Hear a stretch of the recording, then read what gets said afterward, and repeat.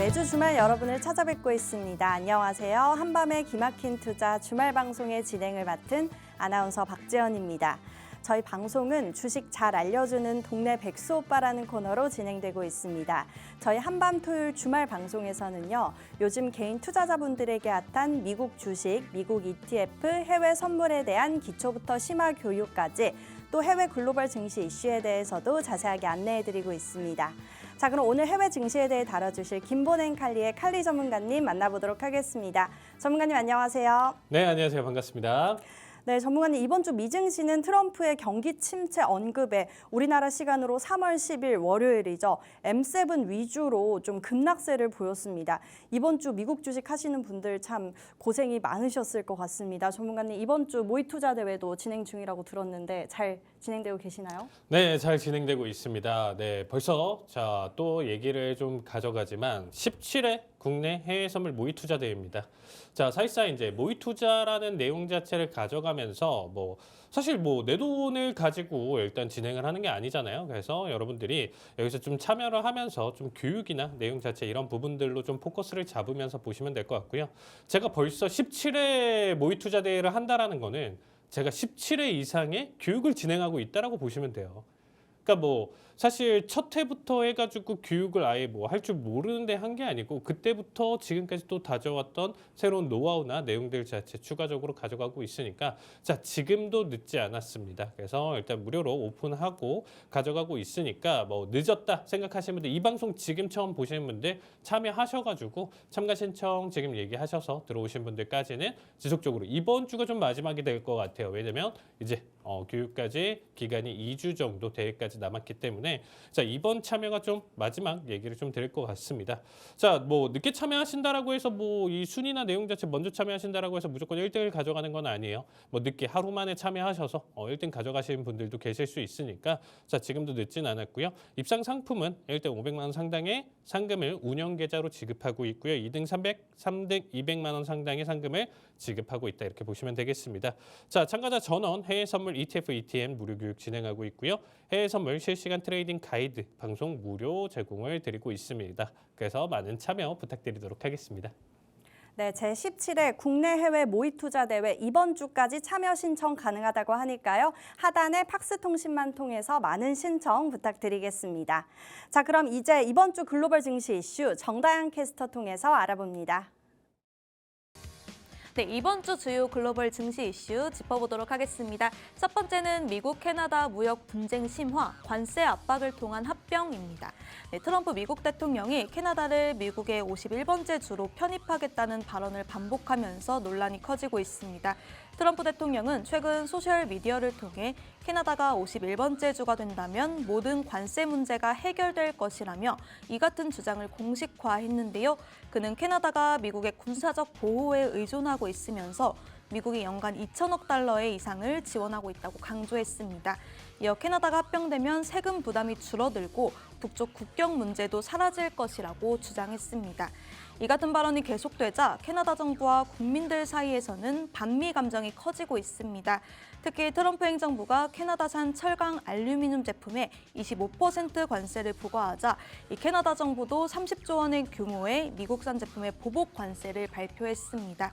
이와 더불어 미국은 30일 이상 체류하는 캐나다 방문객에 대해 방문자 등록법을 시행하겠다고 밝혔습니다. 한편 14일 캐나다의 신임 총리로 취임하는 마크 카니 대표는 트럼프 대통령과 만날 가능성을 열어두면서도 이 캐나다의 주권을 존중한다는 전제 아래라고 강조했습니다. 이에 따라 향후 미국과 캐나다의 관계가 어떻게 전개될지 전 세계의 이목이 집중되고 있습니다. 관련해서 전문가님과 자세히 뒤에 알아보도록 하고요. 두 번째는 월가 유명 인사들 관세의 부정적 평가 잇따라입니다. 도널드 트럼프 미국 대통령은 최근 철강 알루미늄 제품에 25% 관세를 부과하면서 미국의 경제를 지키겠다는 입장을 강화하고 있는데요. 하지만 이로 인해 캐나다, 유럽연합 등 주요 교역국이 강하게 반발하면서 이 무역 전쟁이 격화되고 있습니다. JP모건 체이스의 CEO는 최근 인터뷰에서 불확실성은 좋은 것이 아니다라며 이 트럼프의 관세 정책이 기업과 시장에 악영향을 줄 수 있다고 우려를 나타냈습니다. 그는 불과 2달 전만 해도 국가 안보를 위해 관세를 감수해야 한다고 했지만 이 시장의 변동성이 커지자 입장을 바꾼 것으로 보입니다. 미국 정부의 강경한 무역 정책에 대해 일부 경제학자들은 장기적으로는 긍정적일 수도 있지만 단기적으로 볼 때는 물가 상승과 경기 위축을 초래할 것이라며 우려를 표하고 있습니다. 월가에서 공포 이슈들이 쏟아질 때가 오히려 저점이라는 이야기도 있는데요. 이럴 때 주목할 만한 종목들 어떤 것들이 있는지 칼리 전문가님과 얘기 나눠보도록 하겠습니다. 세 번째는 긍정적인 물가지표 나왔지만 세부 내용은 글쎄입니다. 미국 노동통계국에 따르면 2월 CPI는 전월 대비 0.2% 상승했습니다. 지난 1월 0.5% 상승보다 둔화된 모습이지만 이 전년 대비로는 2.8% 상승하며 물가 상승세는 여전히 지속되고 있습니다. 특히 주거비 지수가 0.3% 상승하며 전체 CPI의 상승의 절반을 차지했습니다. 반면 항공료는 4% 하락, 휘발유 가격도 1% 하락하며 일부 물가 부담을 완화했습니다. 그럼에도 전기 및 천연가스 요금 인상으로 인해 이 전체 에너지 지수는 소폭 상승했습니다. 식품 부문에서는 외식비가 0.4% 상승하며 소비자 부담이 커지고 있습니다. 특히 계란 가격이 10.4% 급등, 육류 생선, 계란 부문이 1.6% 상승했습니다. 전반적으로 근원 소비자 물가 지수는 0.2% 상승하며 1월보다 둔화된 모습을 보였습니다. 한편 PPI는 2월에 변동 없이 보합세를 나타냈습니다. 1월 0.6% 상승과 비교하면 이 생산자 물가는 다소 안정세를 보이고 있는데요. 상품 부문에서는 식품 가격이 1.7% 상승, 특히 계란 가격이 무려 53.6% 급등하며 이 생산 비용 부담이 증가했습니다. 반면 휘발유 가격은 4.7% 하락, 원유와 화학 제품 등의 가격이 내려가면서 일부 완충 효과를 보였습니다. 서비스 부문에서는 도매 소매 마진이 1% 하락하며 전체적으로 0.2% 감소했습니다. 특히 자동차와 의류, 식품 유통업체의 마진이 줄어든 것이 영향을 미쳤습니다. 관련해서 칼리 전문가님과 뒤에서 자세히 얘기 나눠보도록 하고요. 마지막으로 호실적 발표에도 냉담한 시장입니다. 먼저 클라우드 소프트 기업 오라클이 3분기 실적을 발표했습니다. 오라클의 매출은 141억 3천만 달러로 전년 대비 6% 증가했지만 시장 예상치에는 미치지 못했습니다. 클라우드 사업 부문은 10% 성장하며 110억 달러를 기록했지만 이 전반적인 실적의 기대 이하였던 만큼 시장의 반응은 다소 아쉬웠습니다. 다만 레리 앨리슨 회장은 올해 데이터 센터 용량을 2배로 늘릴 계획이라며 이 클라우드 성장 가능성을 강조했습니다. 한편 그래픽과 디자인 소프트웨어 강자인 어도비도 실적을 공개했는데요. 1분기 매출과 주당 순이익은 전망치를 상회했지만 이 연간 매출이 전망치 기대에 미치지 못하면서 주가는 시간 외 거래에서 4.43% 하락했습니다. 특히 핵심 사업인 디지털 미디어 부분이 전년 대비 11% 성장하며 176억 달러 규모의 연간 반복 매출을 기록했지만 이 투자자들은 향후 성장 가능성에 대해 다소 신중한 입장을 보이고 있습니다. 최근에 관세 이슈로 대다수 기업들의 주가가 부진한 만큼 이번 주 실적 발표한 기업들 중에서 이 저가 매수에 나설 종목들이 어떤 것들이 있을지 칼리 전문가님과 알아보도록 하겠습니다.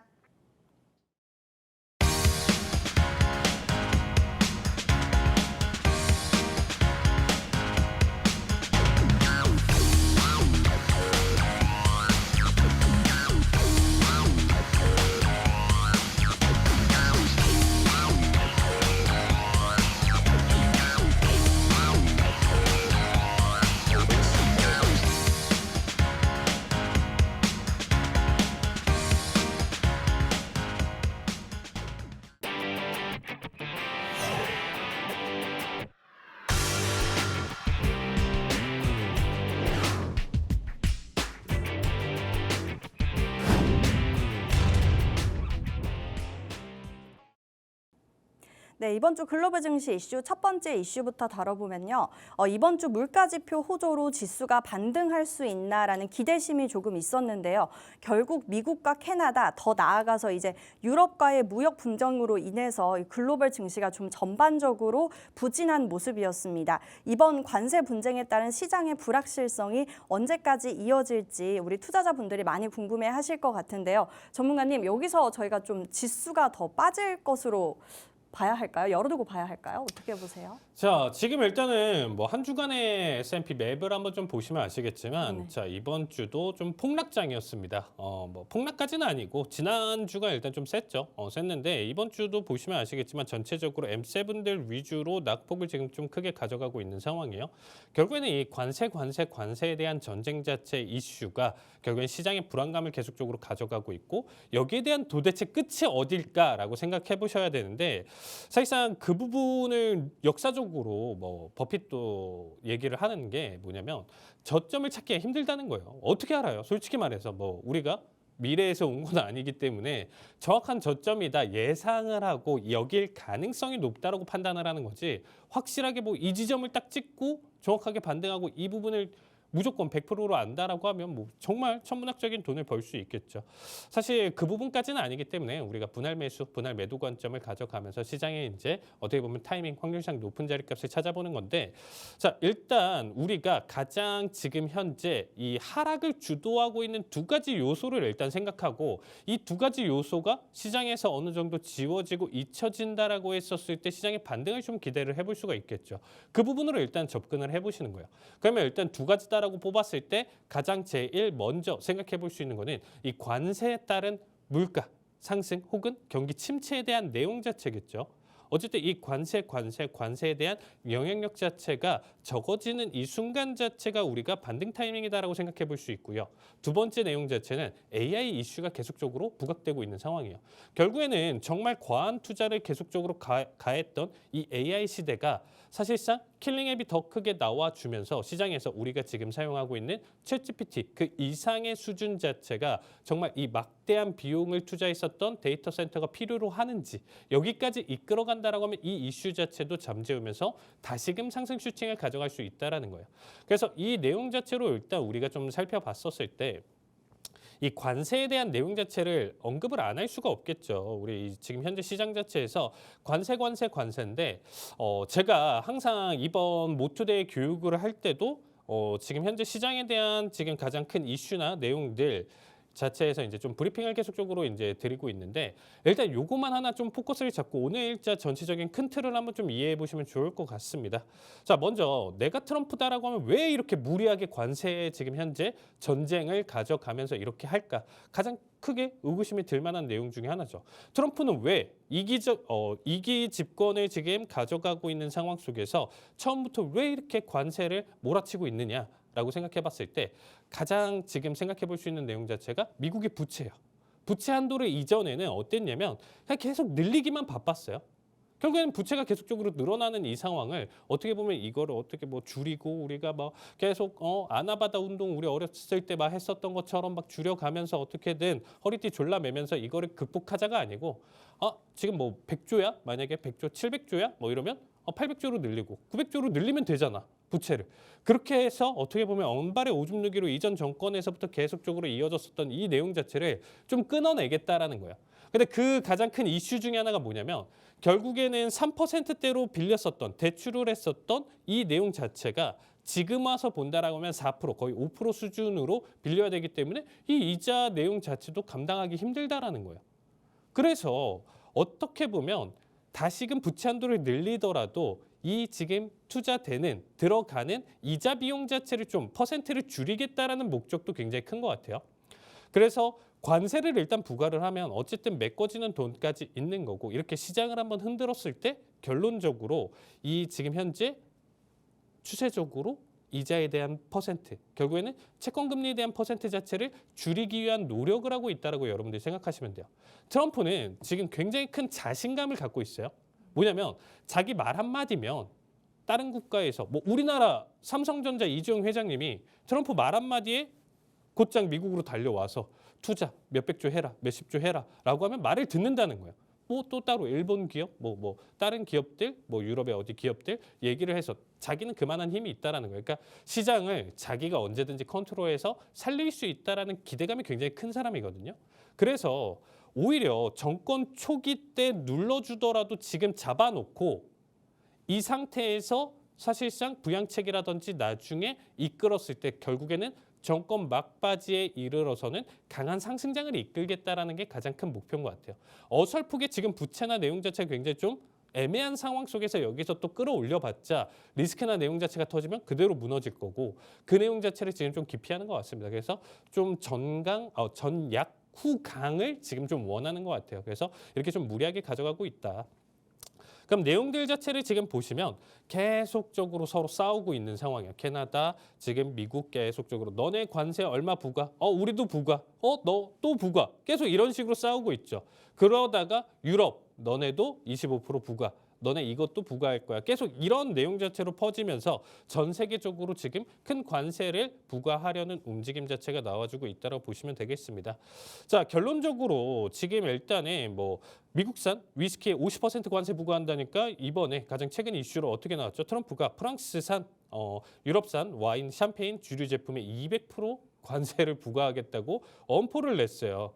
그럼 결론적으로 전체적으로 물가 상승이나 내용 자체를 이끌 수가 있는 거고 물가 상승 이전에 어쨌든 시장을 계속적으로 흔들면서 리스크 자체를 계속적으로 크게 가져간다. 그러면 시장 자체가 지금 무너질 가능성이 있겠죠. 증시 쪽에 지금 리스크가 너무 커. 이거 안 되겠어 하면서 자본 이탈이 크게 이어질 수 있다는 거예요.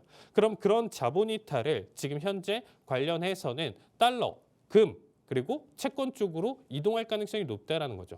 채권 쪽의 수요 자체가 계속적으로 크게 이어진다라고 하면 결론적으로 지금 현재 4%대의 채권 자체가 계속적으로 무너질 가능성이 있고 3%대까지 지금 혹은 그 미만까지 떨어지기를 지금 바라는 거예요. 그러니까 어쨌든 지금의 시장 교란까지도 같이 생각하면서 가져가는 거고 일부러 떨궜다 이렇게 생각하시는 분들도 좀 계시는데 그렇죠. 뭐 어떻게 보면 일부러 떨궜다지만 그 속내나 내용 자체를 정확하게 이해를 하셔야 된다는 거예요. 그래서 지금 현재 상황으로 우리가 좀 놓켜본다라고 했었을 때 이러한 내용들 자체가 사실상 앞으로 뭐 일주일, 뭐 한 달 뒤에 갑자기 없어질 것이다라고 기대를 하시면 안 되는 거예요.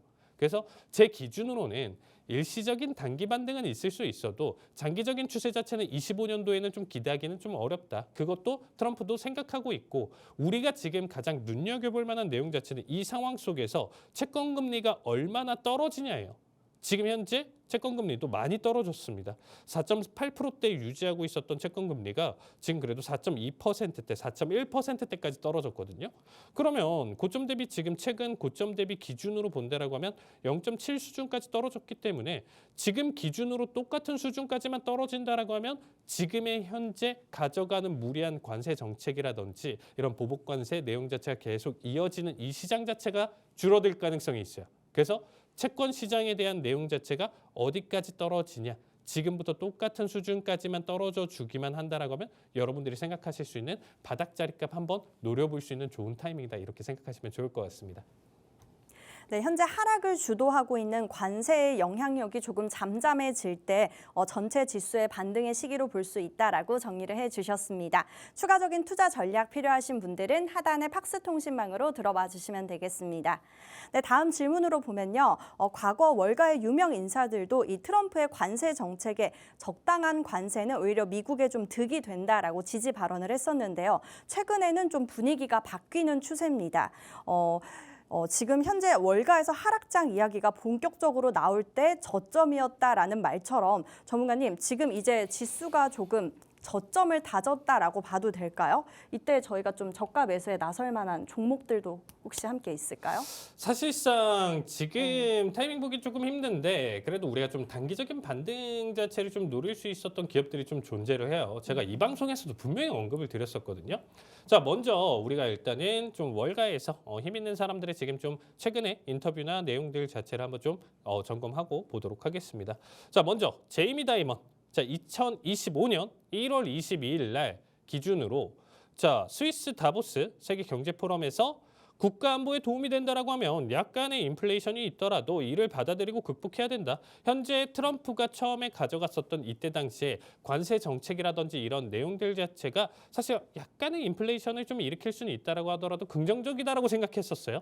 근데 3월 달에 지금 일단은 3월 12일 날 가장 최근에 와서 얘기했었던 내용 자체 보면 불확실성이 좋은 것은 아니다라고 말을 바꿨어요. 그러니까 지금 현재 시장은 좀 과하다는 거죠. 1월 달에 생각했었던 트럼프 누구나가 다 생각했을 거야. 어느 정도 관세 정책은 가져가겠다. 근데 뭐 지금은 정말 너 죽고 나 죽자 할 정도로 지금 전쟁을 일으키는 수준까지 가져가고 있기 때문에 이 정도까지는 아니다라고 얘기를 하고 있어요.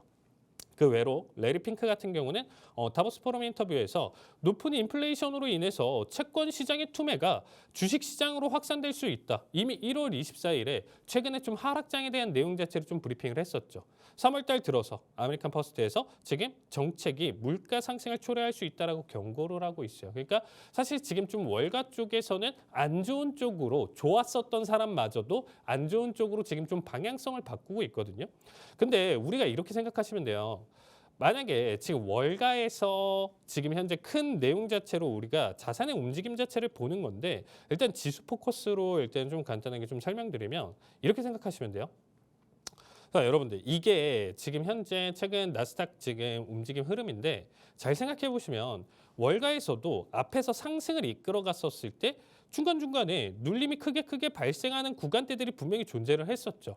여기서도 뭐 침체의 이슈라든지 여러 가지 특정 이슈가 나와주면서 시장이 좀 공포를 잡아주면서 큰 낙폭을 가져갔었던 구간대들이 굉장히 좀 많았어요.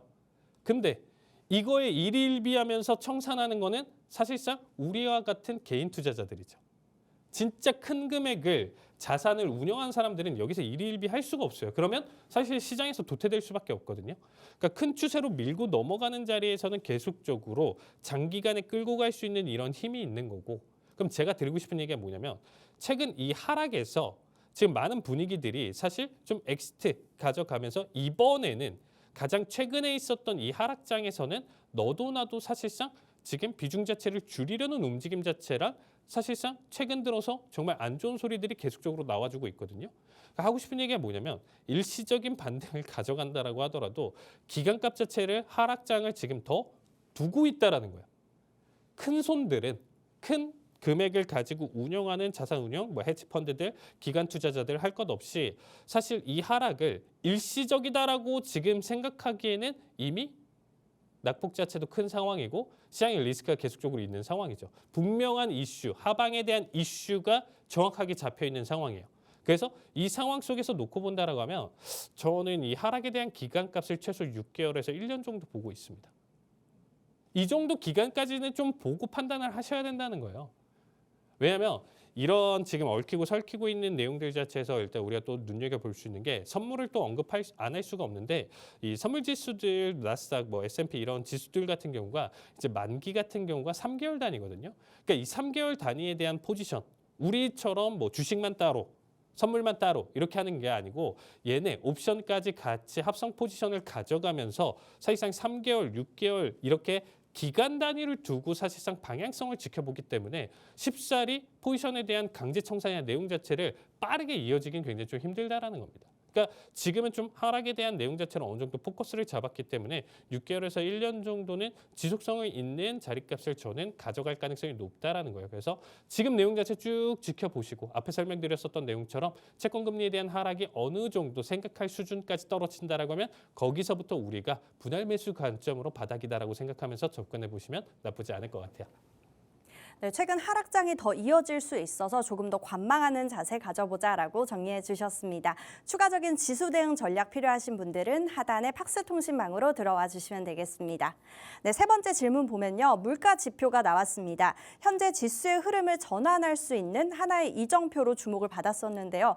종합 지표만 보면 1월에 급등했던 지표 대비 2월의 지표는 CPI가 전월 대비 0.2%, PPI는 보합으로 나오면서 지수에 긍정적일 것으로 봤는데 이 세부 내용에서 발목을 좀 잡힌 것 같습니다. 전문가님, 세부 내용 어떤 것들이 있었는지 좀 더 자세하게 부탁드려요. 자, 이전이랑 좀 다르게 뭐냐면 상승장일 때 여러분들 지표 계속 보신 분들은 아시겠지만 CPI든 뭐 지금 비농 지표든 PPI든 충격을 가할 만한 지표들이 나왔을 때 안 좋게 나와주면 쭉 하락하다가 그대로 본장 기준으로 다 반등하면서 어떻게 보면 삭제를 시켰어요.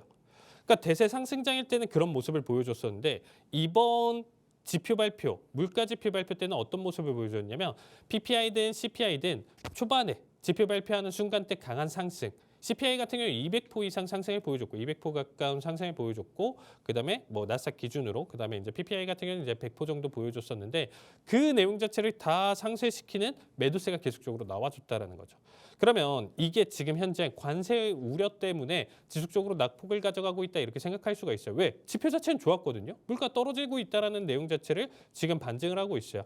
자, 상세 내용 자체를 좀 보시면 아시겠지만 CPI 같은 경우는 전월 대비 0.2% 상승을 보여주면서 현재 가장 오른쪽 그래프를 보시면 이전에 0.5% 상승 대비 기준으로 훅 떨어졌거든요. 그리고 이제 전년 대비 기준으로도 0.2%대 더 낮은 수치로 잡아주고 있는 모습입니다. 자, 근원 코어 쪽 같은 경우도 0.2% 상승을 보여주면서 1월 대비 0.4% 대비 0.2% 낙폭을 보여주면서 나쁘지 않게 나왔어요. 근데 우리가 CPI든 PPI를 보는 이유를 가장 지금 중요하게 생각해야 하는 부분 중에 하나가 뭐냐면 PC예요. 개인 소비 지출이거든요. 개인 소비 지출 물가 지수 PC가 가장 중요한 부분 중에 하나가 뭐냐면 연준이 이 PC를 봐요. CPI랑 PPI를 보는 게 아니고 이거는 우리 시장 참여자들의 보는 관점이고 이 당시에 이제 등락폭을 지금 생각하면서 이게 가장 중요하다고 생각할 수가 있는데 그게 아니고 PC가 중요하거든요. 그럼 이 PC 데이터는 어떻게 나와주냐? 소비자 물가 지수에 지금 보시면 아시겠지만 세부 항목들이 이렇게 있어요. 여러 가지로. 그러니까 뭐 계란이 10% 올랐고 지금 천연가스가 2.5% 올랐고 지금 뭐 비알코올 음료 같은 경우 마이너스 0.5% 지금 떨어졌고 유제품 같은 경우 마이너스 1% 떨어졌고 이런 식으로 각각의 세부 항목이 있는데 PC에 적용되는 데이터들이 있다라는 거예요. 이 중에 몇 개 뽑아서 PC에서 이제 들어가는 거고요. PPI에서도 이 내용 자체 세부 데이터에서 몇 개 뽑아서 들어가는 거예요. 그래서 큰 그림으로는 CPI, PPI에서 지금 낮게 나와줬다라고는 할 수 있지만 세부 항목을 뽑았는데 얘네는 오히려 떨어지질 않았어? 그럼 뭐가 되죠? PC에서 떨어지지 않겠구나. 이렇게 되는 거예요. 그래서 이번 내용 자체는 관세에 대한 내용 자체는 큰 틀로 깔아서 지금 가져가는 거고 큰 줄기로 보시면 돼요. 관세 이슈에 대한 불확실성은 지금 계속적으로 나와주는 우리 하락장의 가장 큰 줄기라고 보시면 될 것 같고 세부적인 내용에서 이번 지표 발표에서 결국에는 본장 때 힘을 잃고 떨어졌었던 관점 자체는 세부 데이터를 보다 보니까 PC 지금 현재 항목들이 굉장히 좀 불안한 모습을 가져가고 있다. 주거비, 의료 서비스, 자동차 보험, 그리고 외식, 전기, 천연가스 등에 대한 내용 자체가 오히려 떨어뜨릴 수 없는 구조로 만들었기 때문에 예상보다 지금 좀 더딘 PC에 대한 데이터를 기준으로 연준이 보고 나서 향후 금리 정책에 대한 내용 자체로 판단을 해봤을 때 오히려 떨구기가 좀 힘들 가능성이 높다 이렇게 판단할 수가 있겠죠. 그래서 이 내용까지 겹쳐서 지금 생각하면서 바라봤었을 때 지표가 단순히 나와져 있는 데이터뿐만 아니라 이런 세부 대형 데이터까지도 여러분들이 같이 지켜보시면서 대응 자체를 이어가시면 될 것 같습니다. 네, PC 개인 소비자 물가 지수를 자세히 보면서 투자에 대응해 보자라고 정리해 주셨습니다. 마지막 질문 보면요. 이번 주에도 주목할 만한 기업들의 실적 발표가 있었죠. 클라우드 강자 오라클이 실적 발표 이후에 현재까지도 주가가 그래도 소폭 회복을 하는 모습이고 AI 관련주 어도비의 경우에는 실적 발표 이후에 주가가 역시나 좀 상당히 빠진 모습인데 사실 요즘 실적이 좋아도 최근에 전체 지수가 계속 밀리니까 제대로 상승 탄력을 받지 못하는 것 같습니다. 전문가님 이번 실적 발표한 기업 중에서 우리 투자자분들이 좀 눈여겨볼 만한 기업들이 있을까요? 네, 지금 얘기하셨던 오라클이나 어도비 같은 경우는 지금 좀 단기 타이밍으로 좀 보셔도 괜찮을 것 같아요. 왜냐하면 사실 오라클 같은 경우가 지금 일단 좀 바라봤었을 때 실적 자체가 그렇게까지 좋지는 않았어요. 따지고 뭐 예상치나 이런 부분들로 좀 본다라고 했었을 때 그렇게까지 좋지는 않았고 최근에 우리가 이제 주가 흐름 자체를 한번 좀 볼게요. 오라클 같은 경우가 지금 좀 제가 예상했었던 자리값 좀 이탈까지 좀 나와주면서 지금 일단은 다시금 반등 자리값 가져가고 있는데 되려 160달러대까지 한 번 더 치고 넘어온다라고 하면 오라클은 조금 더 최근 움직임 대비 기준으로 단기 반등 좀 노려볼 수 있는 자리값이라고 보시면 되겠습니다. 그래서 현재 기준으로 우리가 좀 살펴봤었을 때 단기적으로 본다라고 했었을 때 이제 한 170 정도까지 해서 단타성으로 지금 큰 줄기가 하락이기 때문에 어디까지나 우리가 정말 데이 트레이딩 단기간점으로 한번 좀 접근해 보면 나쁘지 않은 타이밍이다라고 보시면 될 것 같아요. 그래서 최근에 좀 투자처를 잃으신 분들 같은 경우는 지금 한번 좀 타이밍 보셔도 괜찮고요. 어도비 같은 경우는 이제 가이던스가 좀 안 좋았어요. 실적 자체는 나쁘진 않았었는데 향후 가이던스나 이제 예상치에 대한 좀 못 미치는 결과, 그리고 최근에 얘기하셨던 것처럼 큰 줄기로 전체적인 시장 조정에 대한 여파로 인해서 큰 하락을 보여줬습니다. 그래서 어도비 같은 경우는 무려 13% 넘는 하락, 거의 14% 가까운 하락을 보여줬었는데 얘 역시도 지금 자리값 기준으로 좀 단기 타이밍을 좀 볼 수 있는 내용 중에 하나입니다. 어디까지나 단기적인 자리값으로 바라보시면 될 것 같고요. 377달러대까지 떨어졌기 때문에 현재 기준으로 한 460대까지 한번 단기적인 타이밍 매수 관점 노려보셔도 나쁘지 않다, 이렇게 얘기 드리고 싶습니다. 네, 오라클과 클라우드 조금 단기적인 관점으로 매수 타이밍 잡아봐도 좋을 것 같다라고 정리해 주셨습니다. 네, 추가적인 투자 전략 필요하신 분들은요, 하단의 팍스통신망으로 들어와 주시면 되겠습니다. 네, 이어서 이번 시간은요, 해외 주식에 관심은 많은데 아직 어려워서 접근을 못 하셨거나 아니면 입문은 했는데 너무 어렵다고 느끼는 우리 시청자분들을 위한 해외 주식 기초 5분 완성 시간인데요. 자, 그럼 바로 이번 주에는 어떤 주제로 들고 오셨는지 확인해 보도록 하겠습니다. 네, 오늘 주제는 ETF에 대해서 일단 또 가져왔는데 네. ETF 굉장히 좀 중요해요. 왜냐면 지금 같은 시기에 뭐 테슬라를 살까, 엔비디아를 살까, 뭘 살까, 다 떨어지는데 이게 바닥일까, 굉장히 좀 고민이 많잖아요. 그러니까 그렇죠. 그런 고민을 좀 떨쳐버릴 수 있는 부분 중에 하나가 뭐냐면 큰 틀로 지금 현재 관세 전쟁 가져가고 있으니까 이 부분에 따른 내용 자체에서 지금 현재 수혜를 볼 수 있고, 혹은 여기서 지금 일단 우리가 투자 아이디어를 좀 판단할 수 있는 ETF를 찾으면 되겠죠. 자, 최근에 미국 증시 약세, 그리고 최근 달러와 약세 추세가 계속적으로 이어지고 있는 상황이에요. 거기에 따라서 억눌려 있었던 타통화의 지금 가치 상승이 같이 나와주고 있는데, 이 달러 인덱스에 대한 내용 자체로 일단 판단해 보면 주요 6개국 대비 달러의 가치를 뜻하는 거거든요. 그러니까 이제 사실 달러가 지금 떨어지고 있다라고 하면 그만큼 올라가는 지금 타통화들이 존재를 한다라는 거예요. 그래서 인버스로 지금 현재 달러에 대한 내용 자체로 접근을 하던, 지금 뭐 여기서 강하게 올라가고 있는 종목들을 찾아보던 생각해 볼 수가 있겠죠. 자, 관세 자체가 어쨌든 글로벌 증시 불확실성을 지금 증가시키고 거기에 따른 안전자산 취급을 계속적으로 가져가고 있기 때문에 제가 이전에 몇 주 전에 이제 이 ETF에서 설명드렸었을 때 골드 사라 기억하시나요, 네. 아나운서님? 기억하죠. 골드 지금 3,000달러 넘었어요. 최고점 네. 신고점 또 뚫었어요. 지금 오. 돌파했어요. 결국엔 그것만 모아서 샀으면 몇 프로든 계속 올라가는 거예요, 안정적으로. 뭐 골드가 하루아침에 뭐 30% 50% 떨어질까요, 여러분들? 뭐 지수처럼 떨어지지는 않겠죠. 그러니까 확실히 지금 더 불확실성이 크다 보니까 계속 올라가고 있는 형태고 추세가 잡혀 있으니까 계속 올라간다. 제가 얘기 드린 대로 지금 가고 있습니다. 자, 그러면 금에 대한 내용 자체는 가져왔으니까 우리가 엔화 가치에 대한 내용 자체를 좀 살펴볼 텐데, 가장 우리가 이 자국 통화에 대한 내용 자체를 좀 살펴본다라고 하면 결론적으로 지금 현재 금리를 떨구고 있냐에 따라서 통화 가치의 약세를 가져가는 거고, 금리를 지금 올리는 단계다라고 하면 통화 가치가 지금 계속적으로 올라가는 형태를 가져간다라고 보시면 돼요. 그래서 오히려 엔화 같은 경우는 금리 인상 이슈나 내용 자체가 있기 때문에 상승에 대한 내용 자체를 가져갈 수가 있겠죠. 자, 그래서 일단 달러화에 대한 내용 자체가 최근에 지금 차트를 보시면 아시겠지만 계속적으로 떨어지고 있거든요. 그래서 나는 차라리 장기적으로 본다라고 하면 다시금 미국은 더 그레이트하게 올라갈 수 있는 트럼프를 믿고 지금부터 계속 매수를 할 거야라고 하시는 분들은 지금 현재 UUP, 티커는 UUP, 이 ETF를 접근을 해서 달러화가 다시금 추세를 돌리면서 강세를 가져갈 거야 라고 생각하시는 분들은 접근을 해보시면 될 것 같고요. 아니면 지금 추세, 사실 인버스는 저도 그렇게까지 추천을 드리지는 않아요. 단기적인 흐름으로 지금의 관세에 대한 이슈가 그래도 적어도 지금 한 3개월에서 6개월 이상은 그래도 지속될 것이다라고 판단하시는 분들은 이 3개월에서 6개월 단기 투자 관점을 한번 좀 보신다라고 했었을 때 지금 인버스 투자 자체를 한번 좀 노려보셔도 상관은 없습니다. 자, 티커명은 UDN이고요. 인버스 달러가 지금 약세가 된다라고 했었을 때 상승하는 종목이라고 보시면 되겠습니다. 자, 거기에 따라서 엔화 ETF까지도 지금 일단 좀 바라볼 수 있는데, 티커는 FXY입니다. FXY인데 이 종목 같은 경우 최근에 엔화 가치 상승으로 인해서 지금 지속적인 상승 흐름 자체 계속적으로 보여주고 있고요. 채널 라인 때 추세 파동을 그리면서 올라가고 있기 때문에 안정적인 상승은 단기간으로 계속적으로 볼 수 있다. 오히려 지금 현재 달러 인버스에 대한 투자 관점과 굉장히 좀 비슷하게 연결해서 봐주시면 될 것 같습니다. 그 외적으로 유로화마저도 달러도 지금 유로까지도 지금 같이 상승을 좀 같이 보여주고 있는 상황이에요. 반사수혜를 좀 보여주고 있다라고 보시면 될 것 같습니다. 그래서 유로도 지금 좀 나쁘지는 않은데 제가 좀 추천드리는 거는 단기 급등이 워낙 크다 보니까 유로 쪽보다는 지금 현재 달러의 인버스라든지 엔화 쪽에 대한 투자를 조금 더 가져갈 수가 있다라고 보시면 될 것 같습니다. 그래서 내가 강세 전망이냐 약세 전망이냐에 따라서 이렇게 티커를 여러분들이 설정해서 이렇게 좀 판단할 수 있는 ETF에서 이렇게 좀 내용들 정리해서 가져와 봤습니다. 오늘 교육은 여기까지 진행하도록 하겠습니다. 네, 이번 주는 통화 ETF에 대해서 교육 진행해 주셨습니다. 좀 더 자세한 교육 내용 필요하신 분들은 하단의 팍스통신망으로 들어와 주시면 되겠습니다. 네, 그럼 이제 다음 주 글로벌 증시 이슈 정다영 캐스터 통해서 알아봅니다. 네, 다음 주 글로벌 증시 주요 이슈 알아보도록 하겠습니다. 첫 번째는 엔비디아, GTC, 부진한 AI 섹터 턴어라운드 기점 되나입니다.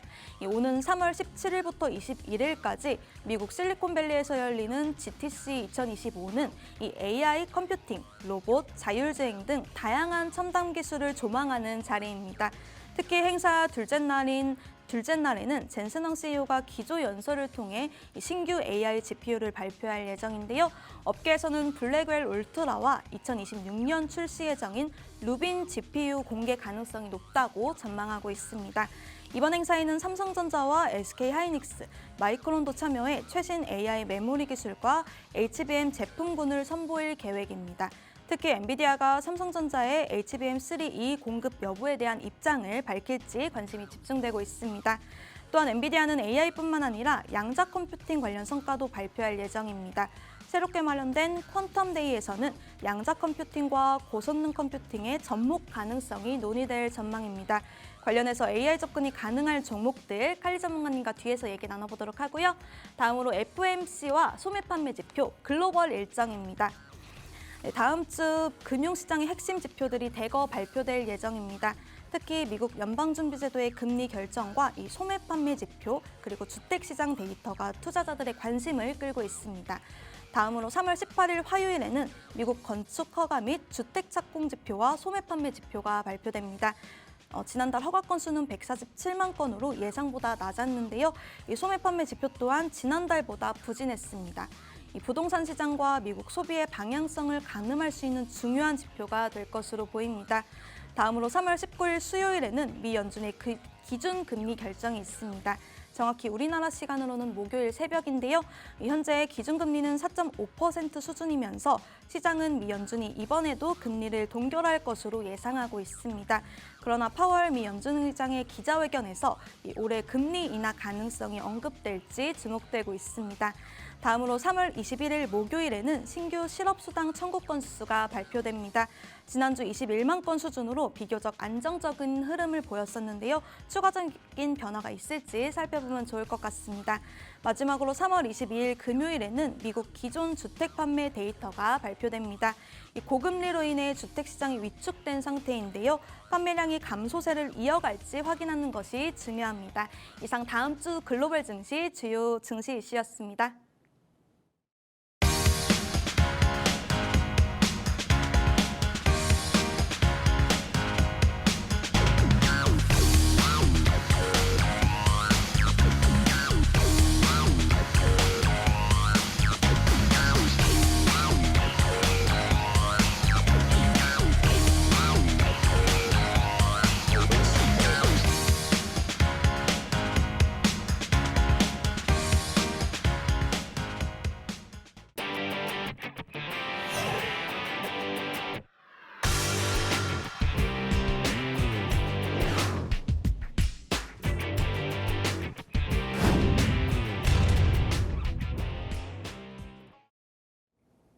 네, 다음 주 증시 이슈 첫 번째 질문부터 보면요. 다음 주는 AI와 양자 관련 주식들을 눈여겨본 우리 투자자분들은 기대가 참 크실 것 같습니다.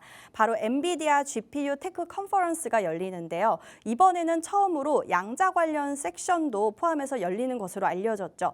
특히 구글의 윌로우 칩 이후에 이 양자 관련 기업들의 주가가 최근에는 여러 글로벌 증시 여파로 인해서 조금 주춤한 모습을 보였는데요. 전문가님, 이 관련 기업들 좀 차트 통해서 주시면서 자세하게 분석 부탁드려요. 네, 일단은 이 GTC 사실 좀 생각해 본다라고 하면 이런 컨퍼런스 같은 경우는 단기적인 투자의 심리나 내용 자체를 이끌 수 있는 좋은 내용 중에 하나거든요.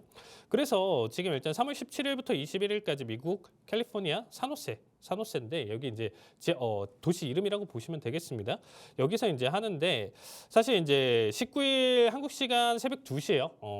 새벽 2시인데 젠슨항 CEO가 이제 기조 연설을 가져갑니다.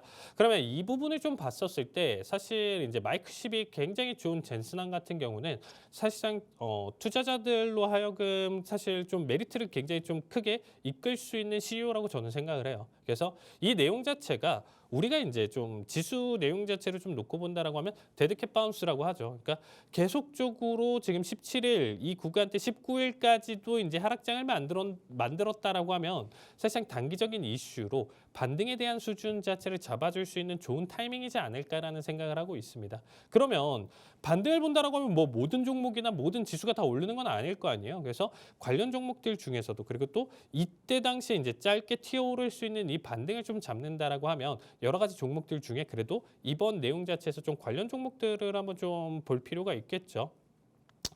그래도 이제 그래서 제가 일단 좀 가져온 종목 같은 경우는 휴렛패커드예요. 휴렛패커드인데 서버, 스토리지 그리고 네트워킹, 컨테이너와 소프트웨어 그리고 컨설팅 및 지원 사업을 영위하는 회사인데 뭐 AI 서버 수요 증가나 이런 부분들 자체 하이브리드 클라우드 사업 자체 성장에 대한 기대를 가져가는 기업이라고 보시면 될 것 같습니다. 자, 티커명은 HPE예요. 그래서 이 종목 같은 경우는 좀 보시면 아시겠지만 최근에 일단은 조정 장세가 굉장히 컸죠.